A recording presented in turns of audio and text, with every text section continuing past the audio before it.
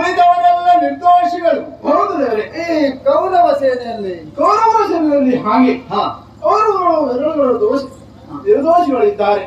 ಆದ್ರೆ ಪಾಂಡವರಷ್ಟು ಜನ ಸಾಯುವುದಿಲ್ಲ, ಮತ್ತೆ ಇನ್ನವರು ಸಾಯ್ತಾರೆ, ಹಲವಾರು ಬದುಕ್ತಾರೆ.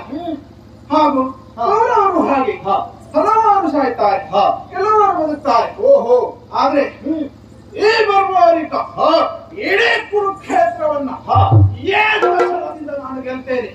ಇದು ನನಗೆ ಭರವಸೆ ಇಲ್ಲ ಅಂತ ಆದ್ರೆ ಇಡೀ ಕುರುಕ್ಷೇತ್ರ ಈ ಚಂಡಿಕೆ ಅಷ್ಟರಿಂದ ನಾನೇ ಗೆದ್ದು ತೋರಿಸ್ತೇನೆ. ಹೊರೆಯಲಿ ಚಕ್ರವಾದರಿದೆವು